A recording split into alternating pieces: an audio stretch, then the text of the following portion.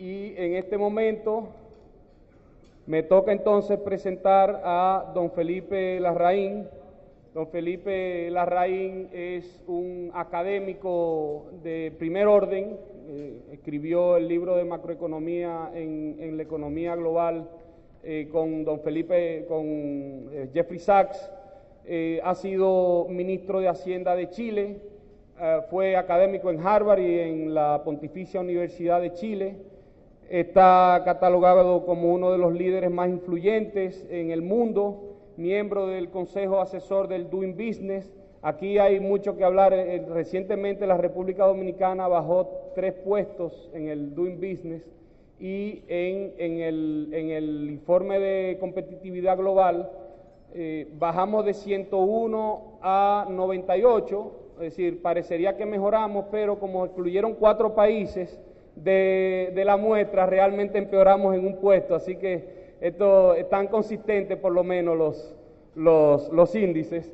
Pero don Felipe Larraín forma parte del Consejo Asesor del Doing Business del Banco Mundial y ha estado involucrado en temas académicos y temas de políticas públicas, tanto a nivel nacional en su país como a nivel internacional, asesorando diversos países a nivel mundial a través de distintos organismos internacionales. Y hoy tenemos con nosotros a don Felipe Larraín, a quien damos la mayor bienvenida y lo invitamos al podio para que nos pueda brindar su ponencia y sus perspectivas en su conferencia de los riesgos de la economía mundial, cómo prepararnos mejor. Muchas gracias, don Felipe, por estar con nosotros y por favor...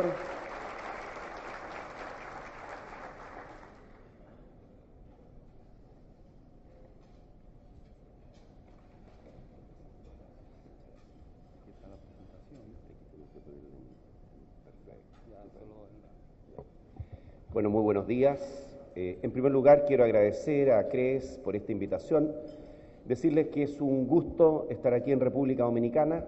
He visitado en otras ocasiones, pero hace tiempo que no venía.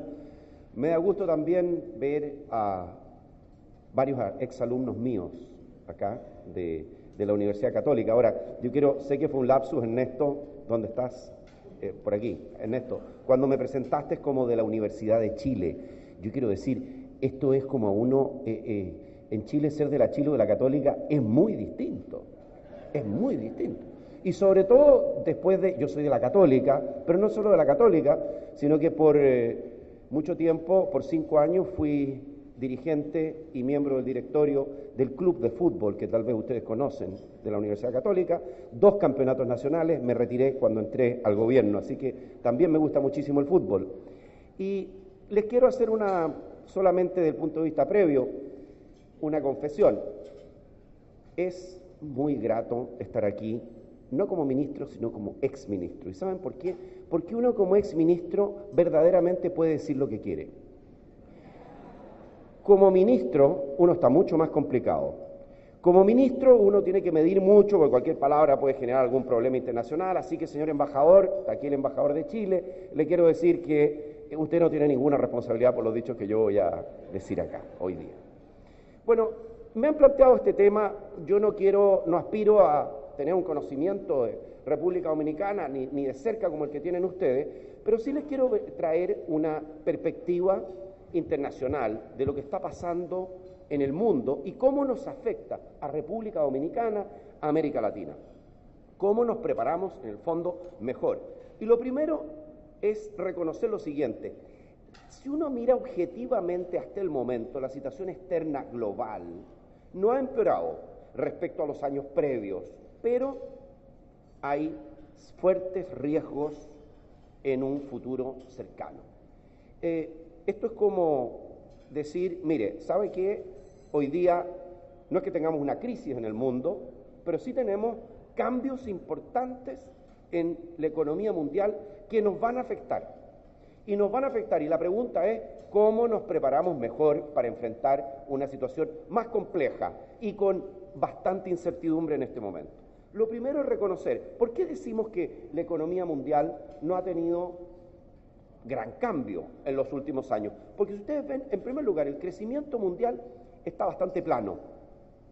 alrededor del... Y esto considerando incluso la revisión que acaba de hacer el World Economic Outlook del Fondo Monetario, dado a conocer hace un par de semanas atrás. Pero ¿qué es lo que ha ocurrido? Lo que ha ocurrido es que las economías desarrolladas se vienen recuperando y las economías emergentes se desaceleran.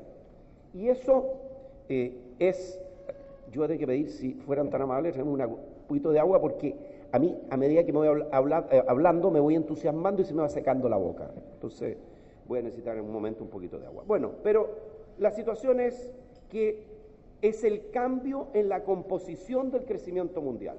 Si en algún momento hubo un entusiasmo con nuestras economías, las economías emergentes, hoy día como que los capitales están mirando con más riesgo en nuestras economías, con menos atracción y están tendiendo a ir hacia el mundo desarrollado, mientras el mundo desarrollado se recupera. Dentro de esto, muy relevante para República Dominicana, el crecimiento de Estados Unidos. Estados Unidos se ha recuperado de la crisis que tuvo y que ha tenido, bueno, aquí estamos hablando de crecimientos trimestrales, lamentablemente no sale la parte, pero lo que tenemos abajo son trimestres y por tanto lo último que tenemos acá es la proyección, esto de acá es la proyección 2015 de crecimiento. Acaba de salir esta mañana, mientras bajaba a esta sala, salió el dato del crecimiento del tercer trimestre, dato preliminar inferior al 2%, es una noticia que no es buena, pero de alguna manera la economía norteamericana está creciendo en forma, yo diría, moderada. No digamos que este es un gran crecimiento, pero es un crecimiento moderado, con algunos temas que nos preocupan más recientemente, como la creación de empleo en el mes de... Oiga, quiero decirles una cosa, esta proyección se está comiendo el título, por eso los voy a comentar yo, la parte inicial del título. Dice, decepciona, lo que estamos diciendo es que decepciona esta es la creación de empleo, que tenemos una creación que ha caído a niveles de los 140.000 empleos en los últimos meses. Eso que tenemos ahí es agosto y septiembre. Vamos a conocer la próxima semana las cifras de octubre, de crecimiento de octubre, estamos muy a la expectativa de lo que sea. La expectativa es que esta economía pueda crear en torno a los 200.000 empleos mensuales, no 140.000. Y lo otro detalle importante, la zona del euro, esa es Europa, luego de 7 trimestres consecutivos de caída de producto en el año 2012, 2013 incluso, Europa está creciendo a tasas anualizadas. Esto no es ninguna maravilla, no es para pararse, aplaudir, destapar el champaña, porque Europa está creciendo al 1,5, pero es mejor que una Europa que cayó consistentemente por 7 trimestres consecutivos. Y Japón debería tener, esta es la economía japonesa, que tuvo el 2014 una recuperación, eso que ven ustedes, crecimientos trimestrales, terminó creciendo el primer trimestre del 2005 4,5, pero luego cayó y ahora Japón está de alguna manera creciendo poco. Pero hay un programa de estímulo de compra de bonos del gobierno a un ritmo anual de 650.000 millones de dólares anuales desde noviembre de 2014. Lo planteo esto porque es muy importante respecto de lo que está ocurriendo en la liquidez de la economía mundial. ¿Qué está pasando en América Latina? Estas son diferentes velocidades de crecimiento, en rojo 2014, en azul 2015. Bueno, yo les muestro acá primero los países grandes de la región, los 7 países más grandes de América Latina. Los 7 países de América Latina tienen esta realidad. ¿Quiénes están creciendo más dentro de los países grandes? Colombia, Perú, México y Chile. Lo que a mí me miro con un poco de languidez es que Chile antes estaba a la cabeza, disputando la cabeza de la Alianza del Pacífico. Estos que están acá son la Alianza del Pacífico, los 4 de acá, y ahora está a la colita de la Alianza del Pacífico. Estamos creciendo, pero estamos creciendo al 2%. El resto, Colombia, todos nos estamos desacelerando, pero algunos se desaceleran más que otros. Y América Latina crece, tiene una recesión pronosticada para este año. Ahora, miren ustedes la situación de Venezuela. Claro, si ustedes miran, de repente hay gente que en Chile dice, o en algunos otros países va a decir, hoy estamos mejor que Venezuela. Sí, claro, tremenda gracia. ¿Ah? Una economía que tiene una recesión, una crisis política, social, económica, de proporciones. ¿Estamos mejor que Brasil? Sí, claro. Brasil va a experimentar entre este año y el otro la peor recesión desde la depresión de los años 30. Ahora, fue mayor la de los años 30, pero 2 años consecutivos con crecimiento en torno a -3. El próximo año las proyecciones son alrededor de -2, -2,5. Bueno, y aquí veamos los países más pequeños de la región. Y ahí ustedes se distinguen. A mí les voy a confesar una cosa. Viniendo de Chile, uno va a todas partes y le dicen, oye, pero usted viene de Chile, qué bien. A mí me da un poquito de envidia cuando mire estos números de República Dominicana. Porque indudablemente que todos tenemos problemas, todos tenemos desafíos y hay que tratar de mejorar, pero realmente esto dentro de una región que ha tenido una... Y después voy a tratar de entender por qué es que a República Dominicana le está yendo mejor. Gracias. Aquí me han puesto un obstáculo atrás. Si me muevo suficientemente, me voy a tropezar en la mesa y me caigo. No se preocupe, era broma. Bueno, entonces de alguna manera lo que tenemos hoy día es en América Latina, fíjense ustedes, ¿quiénes crecen más? República Dominicana, Panamá, Bolivia, algo menos, pero Nicaragua, Paraguay, Guatemala. Ecuador, lo llamo la atención lo de acá, porque Ecuador pasó de haber tenido un crecimiento, Ecuador está con un problema serio, por la caída de los precios del petróleo, la combinación entre la caída de los precios del petróleo y la dolarización. Muy compleja para un país sacudirse de esa combinación, porque lo que Ecuador debería ocurrir es una depreciación de su moneda, pero para depreciarse la primera condición es que hay que tener moneda. Si uno no tiene moneda, por definición no se puede depreciar. Bueno, ¿y cómo le ha ido comparando esto en República Dominicana versus, lamentablemente, me come la primera parte, versus América Latina y el mundo? En azul, República Dominicana, en rojo, América Latina, en verde, el mundo. Le ha ido en general a República Dominicana en los últimos años mejor que a América Latina y mejor que a la economía mundial. Voy a plantear ahora 3 desafíos para los mercados emergentes. ¿Cuáles son los 3 principales desafíos que tenemos como mercados emergentes? El primero, la desaceleración de China. Y aquí, para mí fue muy interesante aprender cuando miré la exposición que ustedes tienen a China. Es muy baja en forma directa, pero ojo, voy a mencionar cuando analicemos China, la exposición indirecta que tenemos todos a lo que está pasando en China. Bueno, la desaceleración de China, el fin del superciclo de los commodities están íntimamente ligados. Una China que crece menos es una China que va a generar una demanda menor por commodities, y China en general depende en cobre, por ejemplo, muy importante para nosotros, 40% de la demanda mundial es China.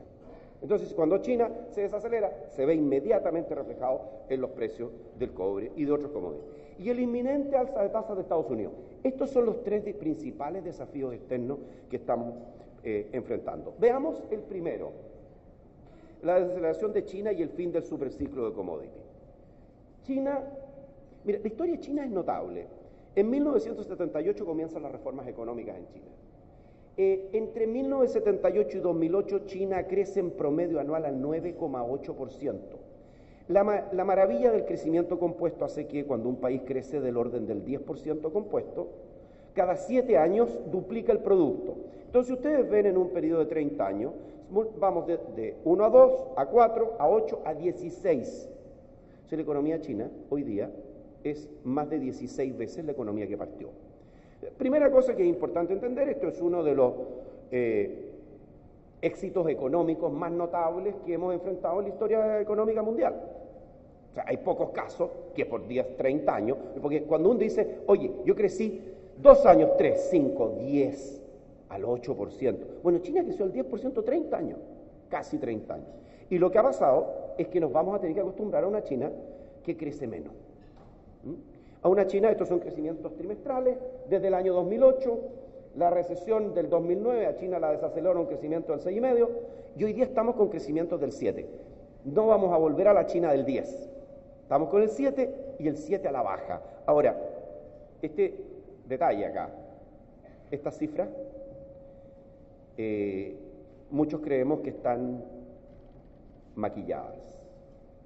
A ver, Yo veo muchas damas acá cuando ustedes salen, normalmente se maquillan, se preparan para la fiesta, se ponen...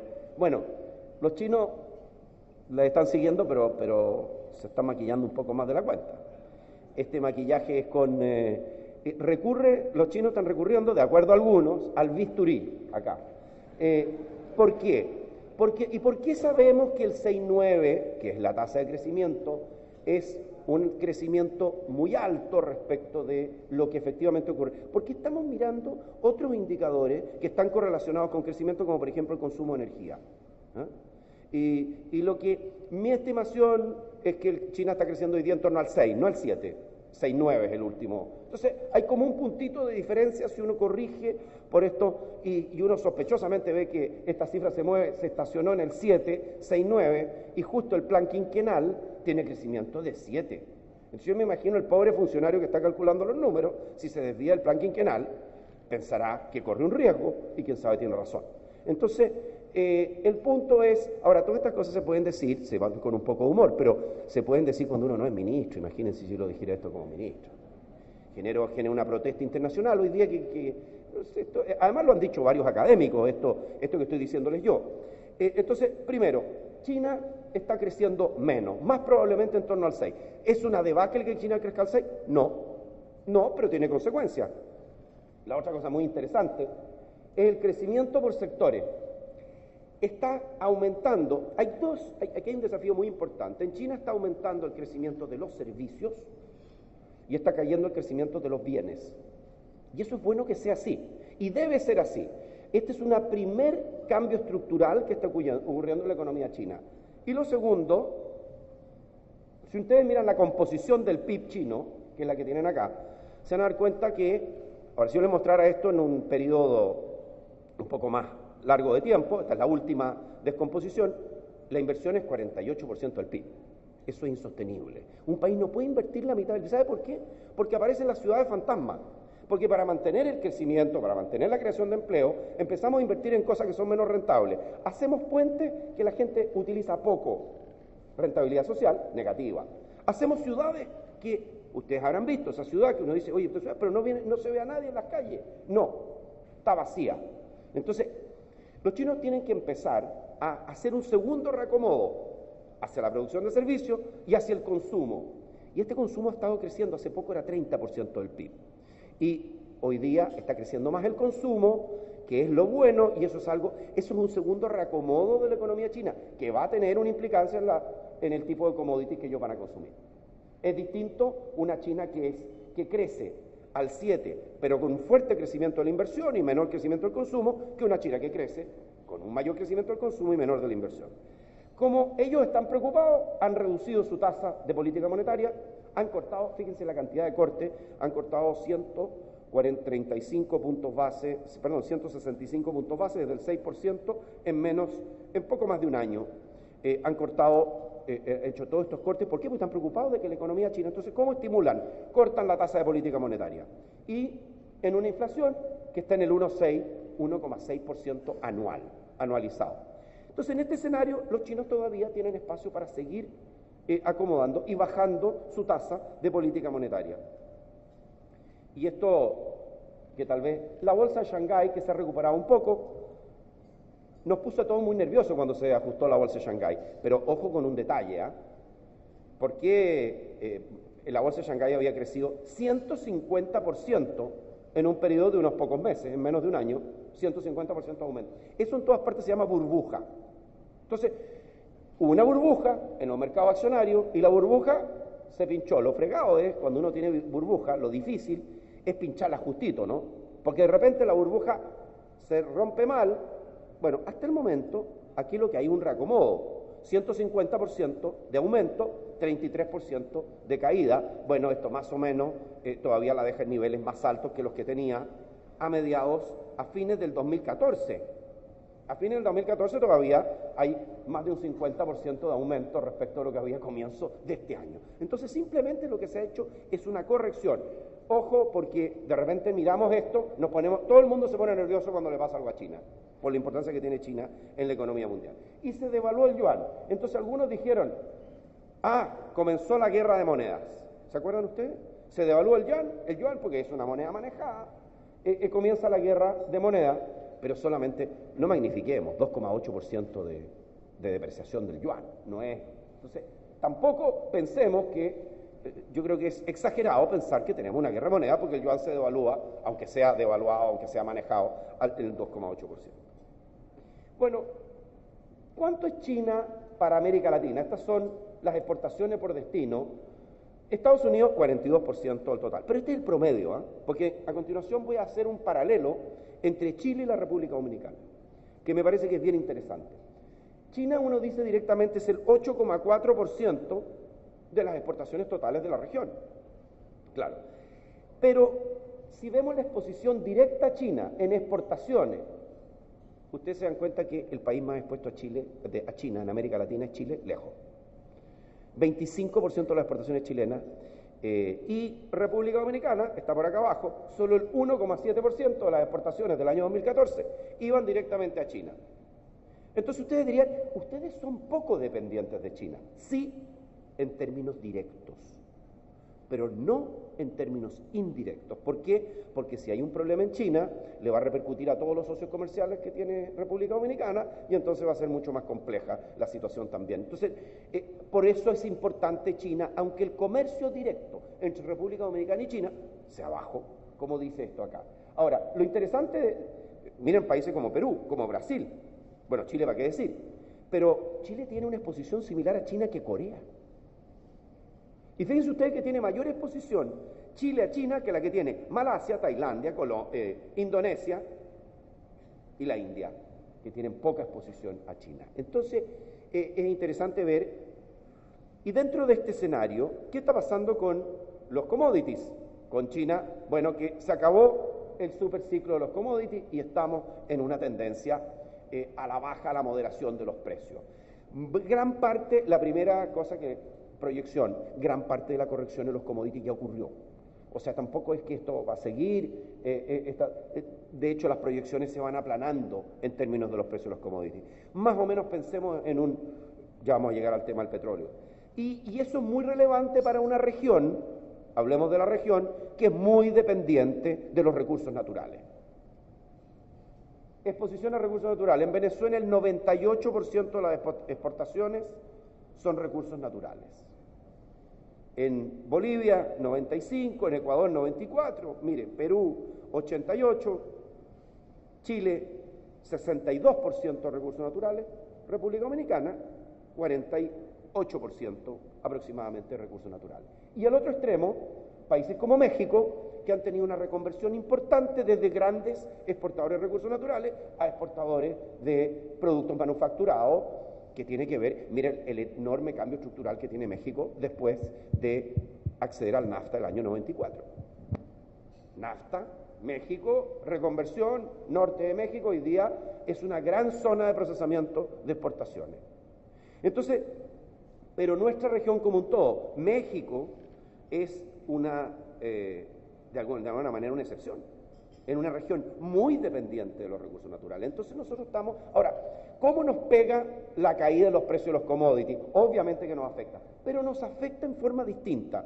Y esto para mí es muy decisivo para intentar explicar parte de lo que está ocurriendo acá en República Dominicana, es este fenómeno. El colapso del precio del petróleo, esta es la caída del precio del petróleo, en dólares por barril, este es el West Texas Intermediate, $46. O sea, hay una caída de $110 a 45, 46 dólares en un periodo muy corto. La gran corrección se hace a mediados del año 2014. Y aquí tenemos dos tipos de países en la región, ¿no es cierto? Los que somos exportadores netos y los que somos importadores netos. Y es aquí donde estas son las exportaciones netas de petróleo en porcentaje del PIB. Lamentablemente no se ve la escala abajo, pero les voy a contar. En Venezuela las exportaciones netas de petróleo son del orden de 35% del PIB, son exportaciones de petróleo. Entonces es indudable que si usted le suma, porque si usted le suma en el caso de Venezuela la caída del precio del petróleo y las barbaridades que se hacen en política económica, bueno, es un cóctel muy explosivo, ¿no? Entonces, Obviamente que tiene un efecto, y ahí usted ve que está cayendo más de 8% la economía venezolana. Pero aquí hay una causa externa importante. Mire Ecuador, mire Colombia. Entonces, cuando hablábamos recién de Ecuador, Ecuador tiene más de del orden de 10% del PIB, y miren los que están en el lado negativo, este es cero ahí. Los que están en el lado negativo, poco. Brasil está dentro de esto. Brasil no le puede echar la culpa al petróleo. Si a Brasil lo favorece la caída del precio del petróleo. Miren, ustedes, Perú lo favorece, pero yo me alegro que ustedes lo favorezca tanto. Porque a nosotros nos favorece, pero nos favorece menos. Chile está por acá, es más o menos 3,5, 4% del PIB, las importaciones netas, pues exportaciones negativas de petróleo, y en el caso de República Dominicana, estamos hablando del orden de 8 puntos del PIB, las importaciones netas de petróleo. Y por lo tanto, aquí hay un beneficio muy significativo que tienen aquellos países que son dependientes del petróleo, y un perjuicio que tienen los exportadores de petróleo. Ahora, en el caso de, por ejemplo, de Chile, nosotros perdemos por el cobre, pero ganamos por el petróleo. En Chile importamos el 98% de la energía líquida que consumimos.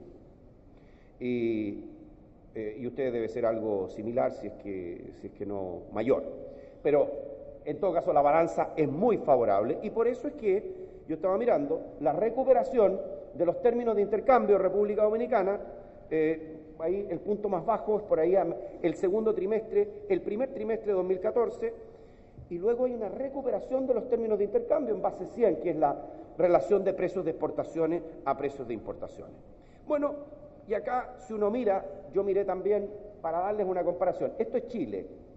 Cobre, la mitad. La mitad de nuestras exportaciones son cobre. Y luego industria alimenticia, agropecuaria silvícola, productos químicos, en fin, celulosa, papel, vino también. Cuando consuman vino chileno, muchas gracias, porque nos están ayudando también a diversificar nuestra canasta de exportaciones. Y me fijé muy distinto. Entonces, si ustedes suman, pero el cobre es la mitad, ustedes suman cobre, molibdeno y todos los recursos naturales, y están en 60 y tantos %, como veíamos recién, de las exportaciones totales. Un país altamente dependiente, muy largo en cobre, y ustedes bastante más diversificados. Esto es República Dominicana, exportaciones por producto, cifras 2014, oro, la principal exportación, pero el oro para ustedes es 16% de las exportaciones, para nosotros el oro, el cobre es 50%. Si ustedes tienen una estructura de exportaciones bastante más diversificada, que si le añadiéramos, estas son exportaciones de bienes, si le añadiéramos el sector turismo, tendríamos una estructura aún más diversificada, porque eso es, el turismo es la exportación de un servicio. Entonces yo veo que ustedes tienen una situación de exportaciones diversificadas con un amplio sector que es el sector turismo, que más o menos, por las cifras que yo miraba, es como más de la mitad de las exportaciones de bienes. El turismo equivale a más de la mitad de las exportaciones de bienes totales de esta economía. O sea, es un sector muy importante. Y aquí viene la otra pata. ¿A quién le exportamos? Bueno, nosotros estamos como amarrados muy de cerca con China. América Latina es el 18, la Unión Europea el 14, en Asia emergente. Si ustedes suman, fíjense que es bien notable, si ustedes suman China, Asia emergente, excluido China, y Japón, la mitad de las exportaciones chilenas va a Asia. Eso, si uno mirara de afuera dice, bueno, pero esto es notable. ¿Y ustedes? República Dominicana, la mitad va a Estados Unidos. Entonces ustedes están pegados a lo que pase con la economía americana, nosotros estamos pegados a lo que pasa en Asia. Y claro, Haití, importante como destino de las exportaciones, luego Canadá, en fin, Suiza después muy diversificado, pero el grueso es Estados Unidos. Por eso es que es tan importante que si ustedes están en una situación en que ha caído dramáticamente el precio del petróleo, en que la economía norteamericana, aunque no está creciendo muy fuerte, se ha consolidado un crecimiento económico y hay relativamente buenas perspectivas, existe una buena potencialidad para este país en esta coyuntura, pero todavía tenemos riesgos. Primer riesgo que quiero, otro riesgo que quiero, el fin de la política ultramonetaria ultra expansiva en Estados Unidos. Mire, pero hay una mayor expansión monetaria en Europa y Japón. Entonces, ojo con este punto, porque ¿qué pasó en Estados Unidos? Este es la inyección monetaria, 85.000 millones de dólares mensuales. 1 billón americano o trillón nuestro en tasa anual es lo que se inyectaba a la economía. Estos son el tipo de gráficos que a nosotros los economistas nos apasionan. Yo no sé si a ustedes les pasa cuando miran este gráfico. No les pasa nada. Los entiendo. Pero nosotros somos personajes raros que nos apasionamos con este tipo de gráficos. Uno dice, ¿cómo una economía puede resistir una inyección de 1 trillón de dólares, una multiplicación de la base monetaria por 5 en un periodo de 4 años? Eso es lo que ha pasado en Estados Unidos, sin generar inflación. O sea, la inflación, de hecho, estamos luchando contra la deflación en algunos de estos mercados. Junto con, bueno, esto se terminó en noviembre del 2014. Y hoy día lo que estamos esperando es el alza de tasa, ya me voy a referir a eso. La zona del euro, esta zona del euro, que la inflación está muy por debajo de la meta. De hecho, lo que les estoy mostrando es la inflación que lleva, esta inflación acá, negativa. De repente, ojo porque Banco Central Europeo, uno dice, bueno, por Dios lo están haciendo bien, el Banco Central Europeo, oiga, un momentito, ¿cuánto tiempo se demoraron en actuar? Se actuaron cuando tenían la inflación, deflación. Esperaron la deflación para implementar el relajamiento cuantitativo. Deberían haber actuado antes. Se habrían evitado un problema mayor y, bueno, y nos habrían ahorrado un problema al resto del mundo. Hoy día la inflación, y esta es la parte compleja, la inflación vuelve a territorio negativo en Europa. Y entonces el último comunicado, ojo, porque en diciembre lo probable es que tengamos en Europa la siguiente noticia: un aumento de su programa de 60.000 millones de euros por mes, que probablemente eso es compra, inyección de dinero a la economía, probablemente del orden de 70.000 y una extensión del periodo que probablemente en vez de terminar en septiembre del 2016, lo pasen hacia fines de 2016. Entonces estamos esperando mayor expansión, mientras Estados Unidos se contrae, estamos esperando mayor expansión monetaria en Europa y un importante aumento de liquidez en Japón que tal vez también aumente su programa monetario. Entonces el tema del mundo, el mundo es una economía globalizada. Ojo, uno dice, pero están a punto de retirar el estímulo y empezar el alza de tasa en Estados Unidos. Sí, pero están inyectando en Europa y en Japón. Y sumen ustedes 60.000 millones de euros, más aproximadamente los 50.000 millones japoneses, estamos del orden de 120.000, 115.000, 118.000 millones de dólares mensuales de inyección de liquidez entre los euros y los yuanes. No ya en dólares, pero sí en euros y yuanes. Y esta es otra cosa que, esta es la tasa de interés de política monetaria en las principales economías. Fíjense ustedes, la perspectiva de la tasa de interés.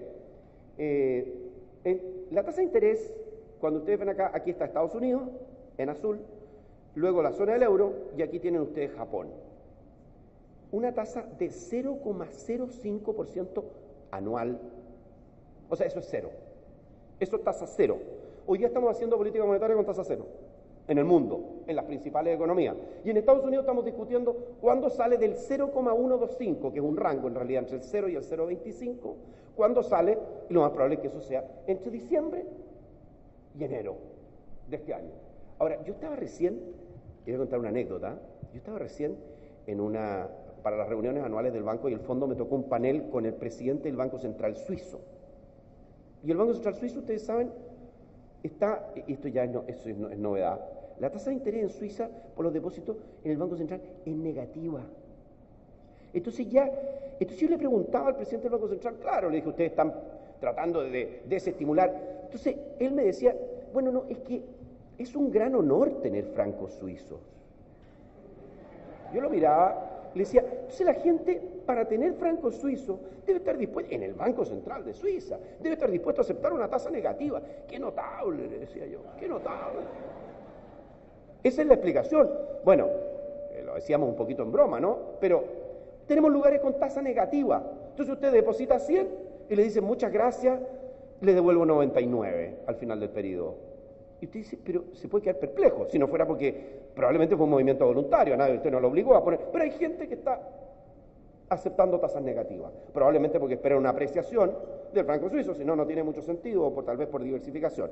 Bueno, pero ¿qué estamos viendo? Que probablemente tengamos un aumento de tasa o en diciembre o en enero. Con la tasa de interés de los bonos, esta es la tasa de interés del bono del Tesoro a 10 años, en niveles muy bajos, 2% anual. Usted tiene $100 en un bono del Tesoro y le dan $2 de interés anual. Ahora, yo le digo, si usted está en esa situación, tenga cuidado, porque cuando empieza a aumentar las tasas, estas tasas no son de equilibrio. Estas tasas van a aumentar, y si usted tiene bonos largos, cuando empiezan a aumentar las tasas, va a tener una pérdida de capital. Entonces, ojo. Ahora, es cierto que estas tasas se han mantenido bajas por un periodo de tiempo prolongado. Bueno, termino la última parte de mi presentación. ¿Cómo no? Esta es la pregunta. Nosotros no tenemos opción.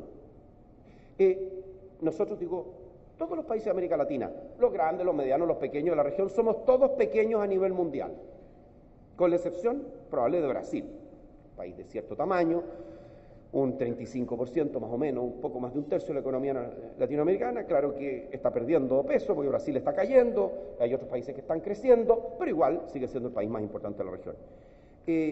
¿Cómo nos preparamos, dado que va a venir una situación externa más complicada, que puede venir o por una desaceleración mayor en China, o por una caída mayor de los precios de los commodities, o por una reacción compleja ante el incremento de tasas inminente en Estados Unidos, que puede ser moderada por la cifra de crecimiento de hoy, pero la diferencia está en si lo van a hacer en diciembre o lo van a hacer entre enero y febrero.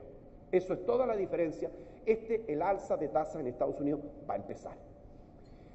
Lo primero, aquí yo quiero, en política monetaria y cambiaria, yo quiero dar cuál es el estado de las artes, en el sentido de, a ver, ¿cuál es la política óptima para tener? Bancos centrales autónomos. Bancos centrales autónomos, este es como decir, ¿cuál es la combinación de instrumentos monetarios cambiarios que me permiten enfrentar en mejor manera esta situación? Bancos centrales autónomos, es decir, que están exentos de de la dependencia política, y en general hay un movimiento de los bancos centrales mundiales hacia bancos centrales autónomos. Segundo, metas de inflación. Metas de inflación como manera de conducir la política monetaria, conduzcan o no con un agregado monetario, o no con una tasa, agregado monetario, tasa, no, meta de inflación. Mejor que anclaje cambiario, ya lo vamos a ver en un momento más. Y luego, tipo cambio flotante. Tipo cambio flotante, pero en serio. No como algunos dicen que flota, pero no flota. Entonces, bien, hay que... lo digo en general, porque esto es que esto se conoce como en la literatura económica, tal vez algunos de ustedes lo conocen, el fear of floating, el temor a la flotación, que es cuando uno tiene un régimen de flotación, pero decide intervenir muy seguido porque le da no sé qué, que se mueva mucho el tipo de cambio. Ahora, yo estoy de acuerdo, yo no creo en la flotación limpia. Cuando yo les digo flotación, no estoy hablando de flotación limpia. Yo creo que los bancos centrales deben intervenir en los extremos, pero al final el esquema de flotación nos da una gran posibilidad de amortiguar los shocks, especialmente para países que tienen. Pongamos la alternativa. Miren ustedes, flotación versus Ecuador, país dolarizado. Cae el precio del petróleo a la mitad. ¿Qué debería hacer un país que tiene, que las exportaciones de petróleo son el 90 y tantos por ciento, 98%, 95% de sus exportaciones? Creo que tiene que ser un país devaluar, y no puede devaluar. Entonces, pues la moneda se debería depreciar. Ese sería el ajuste de mercado. Si no tengo moneda, no lo puedo hacer. Tasa de inflación. Bueno, el gráfico, aquí nos vemos todos bonitos porque tenemos a Venezuela con 160% de inflación.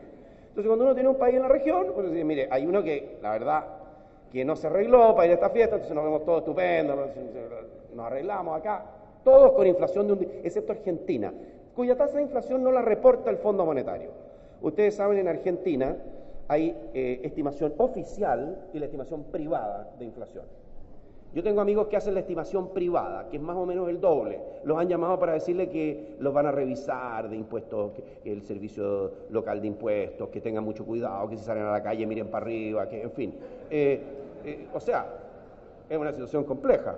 Pero si estuviera, estaría más o menos en torno al 20%. O sea, hay dos países que se salen acá. Y el resto estamos con inflación de un dígito. Yo lo he encontrado notable que la proyección del Fondo Monetario anual, de inflación anual para usted, 1% de inflación para República Dominicana. O sea, usted está con una combinación de una tasa de inflación, un país que crece, una tasa de inflación extraordinariamente baja.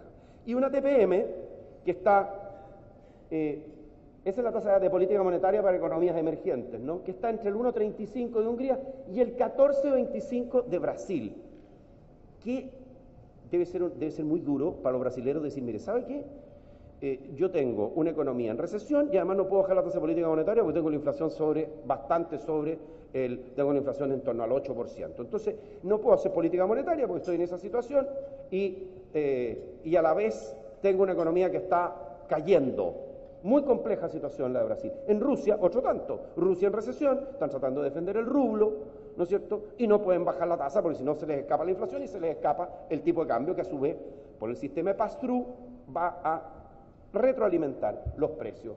El resto de los países están con tasas, si nos vamos a la región, aparte de Brasil, bueno, República Dominicana, 5%. Sé que ha habido una política monetaria expansiva en el sentido que se ha bajado la tasa en el último tiempo.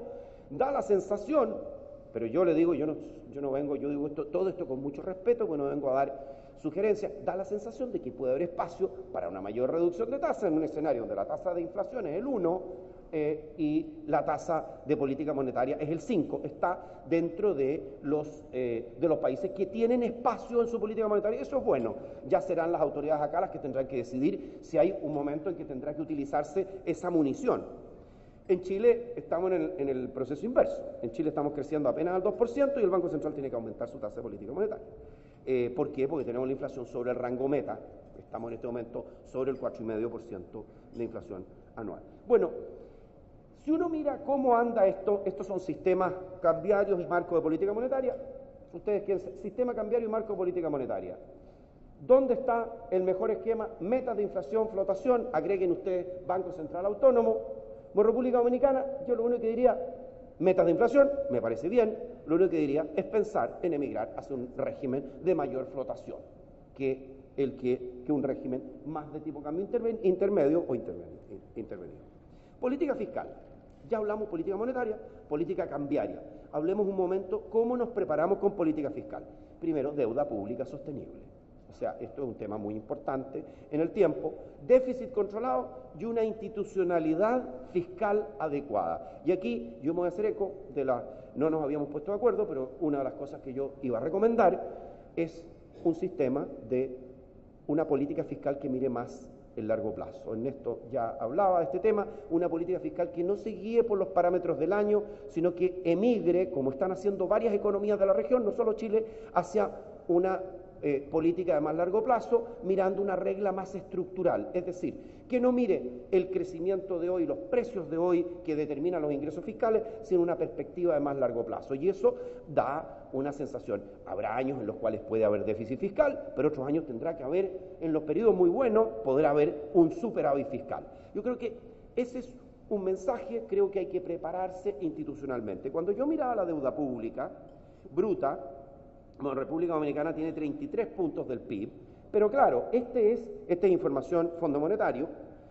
Chile es el país que tiene menos deuda, seguido de Perú y Paraguay en la región, pero claro, esto es un balance, la deuda bruta sin considerar el cuasi fiscal, sin considerar la deuda que está más allá del sector público no financiero. No hay estadísticas claras para poder comparar entre países, por eso ustedes tienen más información y la verdad es que la deuda del Banco Central, estrictamente, uno debería considerar el completo, estrictamente. Ahora, las estadísticas internacionales normalmente nos entregan los datos del sector público no financiero. 33 puntos del PIB. Ciertamente hay economías que están más complicadas. Brasil tiene 70 puntos del PIB y hay otras que están mejores. La deuda, al menos la del sector público no financiero, es una deuda que está en un nivel medio dentro de las economías emergentes, medio bajo, pero claro, si uno le añadiera la del sector público no financiero, ya nos vamos al medio, un poco medio más alto. ¿Cuál es el mensaje acá? El mensaje es el siguiente: si estamos enfrentando un mundo con volatilidad, con probables tasas de interés al alza y con condiciones de liquidez más complejas para los países emergentes, es mejor tener un nivel de deuda. Uno está mejor si tiene niveles de deuda más moderados, más bajos, que si está al otro extremo, con niveles de deuda más altos. Y balances fiscales, bueno, balance fiscal, no sé, nos mostraban estas son cifras del Fondo Porcentaje del PIB, Gobierno General, 2015, nos mostraban cifras distintas recién. Es algo que ahí yo no puedo opinar, pero yo tomé las bases del Fondo Monetario que dan una déficit fiscal a PIB de 0,6, que está dentro de los bajos. Ahora, claro, si eso no es 0,6, sino que es un 3, ya estamos en un nivel más intermedio, más elevado. Bueno, países como Chile hoy día, dentro de la aplicación de la regla fiscal, tienen un 3% de déficit fiscal. Pero claro, estamos aplicando la regla fiscal de largo plazo. ¿Por qué? Porque el precio del cobre ha caído mucho. Eso nos permite en los periodos de baja gastar un poco más, o por lo menos no tener que contraer el gasto como deberíamos hacer si tuviéramos una regla de presupuesto equilibrado, o si estuviéramos dirigiéndonos la política fiscal solo al corto plazo.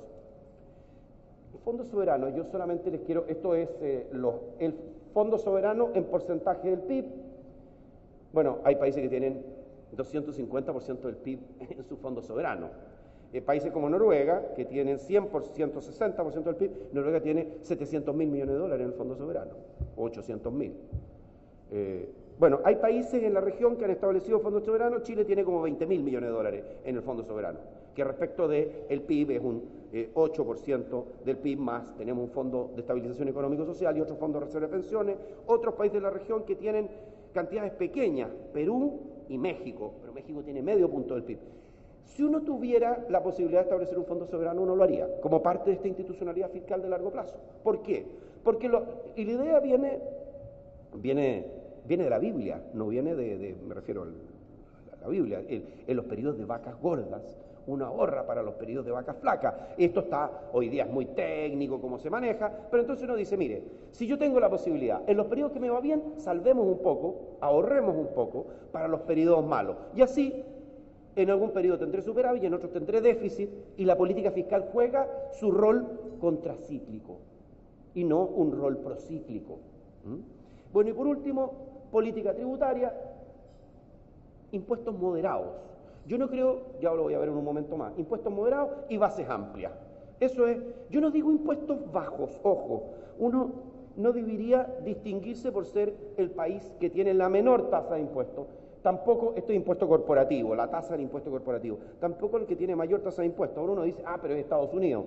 Ojo, Estados Unidos tiene tantas excepciones, tantos loopholes y tratamientos especiales, que Estados Unidos, con una tasa de casi 40%, recauda menos que países como Chile, que tiene una tasa del 20%. Entonces, si uno dijera dónde va a estar, República Dominicana está casi en el promedio, bueno, decían 27, algo así. Bueno, el promedio de la región de América Latina es una tasa del 25%, ¿no? Yo creo que aquí lo relevante es tener bases amplias, es decir, ojalá eliminar las exenciones que no se justifican. Y segundo, tener una tasa de impuestos moderada, razonable, porque los capitales son sensibles a la tasa de impuestos. Entonces, queremos atraer inversión extranjera, no es solamente uno de los temas, no el único, es justamente la situación tributaria. Por último, mercados laborales flexibles, pero con protección. Esto está en el título, mercados laborales flexibles, pero con protección social. Yo creo que tener un mercado flexible no debe ir en contra de los derechos de los trabajadores. Y les voy a dar un ejemplo.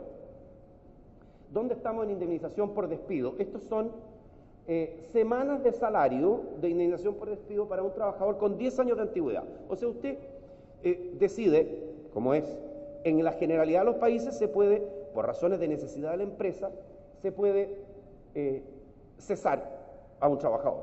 El despido está, excepto en Bolivia y en Venezuela, que dice imposible, porque no hay una cantidad en necesidad de la empresa no es una razón suficiente, pero todas las legislaciones, ahora usted tiene que indemnizar. Ahora el problema es el siguiente, es que los países que tienen mayores indemnizaciones por despido son, para un trabajador con 10 años, en semanas de salario, Argentina, Chile y República Dominicana, están en el extremo alto.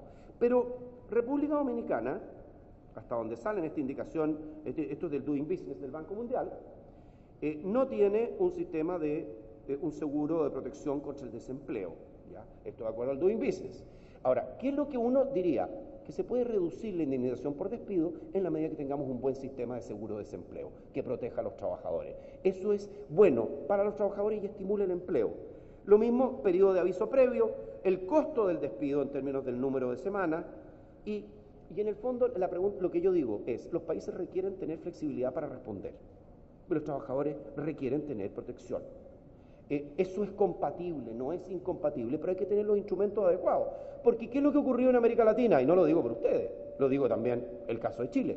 Nosotros no teníamos hasta relativamente poco, hasta hace unos 10 años atrás, un sistema de seguro de desempleo. Y claro, entonces la indemnización por despido actúa como sustituto del seguro de desempleo. Es un mal sustituto del seguro de desempleo. El ideal es tener un sistema potente de seguro de desempleo, un sistema que proteja adecuadamente en los tiempos de crisis y no tener un sistema que rigidice el mercado laboral como el de indemnización por despido, porque al final el problema de la indemnización por despido es que inhibe la contratación. Ese es el problema. Bueno, los últimos 2 puntos que quiero tocar son pobreza y desigualdad. Yo les quiero decir que aquí, a pesar de que, primera cosa, esto es un tema serio. No son temas para soluciones populistas. No son temas para... al final, lo que uno quiere tener en nuestros países, en nuestra región, en América Latina, es reducir la pobreza.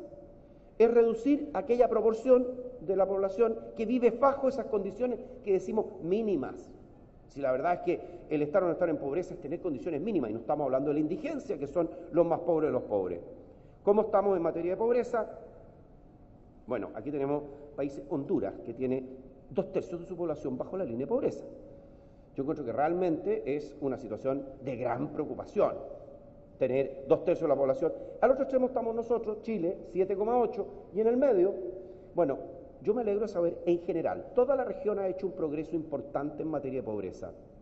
Lo decía recién la exposición en esto. Ahora, el punto es que todavía queda 1/3 de la población, o más, un 40% de la población que está bajo la línea de pobreza. Entonces, aquí hay que continuar el esfuerzo, y les quiero decir una cosa, que aquí la única forma de reducir en forma sostenida la pobreza es con crecimiento económico, inversión, crecimiento, oportunidades, generar oportunidades para las personas. Aquí no hay recetas, así como dicen, no, es que esta es la forma. No, la forma de reducir la pobreza sostenida en el tiempo es que los países crezcan, que les vaya bien a todos. Y lo otro, la distribución de ingresos, que es un problema que tenemos en América Latina, es un problema generalizado. Somos parte de una región bastante desigual. Ahora, la buena noticia es que la desigualdad desde el año 2000 ha caído en la región, pero sigue siendo alta. Este es el coeficiente Gini, que mientras más alto es mayor nivel de desigualdad. Coeficiente Gini promedio de América Latina está en torno a 0,5, República Dominicana está algo por sobre el Gini, hay otros países que están por bajo, como Uruguay, ¿no es cierto? Ahora, esto es una foto en un momento del tiempo, aquí hay países que han mejorado y otros que se han deteriorado, y lo notable es que en los indicadores de distribución de ingresos, Honduras no es solo el país con mayor incidencia de pobreza, sino el país más desigual de la región. Quiero terminar con una reflexión. La reflexión es la siguiente, que en economía uno puede hablar de milagros, pero en realidad no existen los milagros. En economía lo que existe es el trabajo serio, es las buenas políticas públicas, las instituciones adecuadas.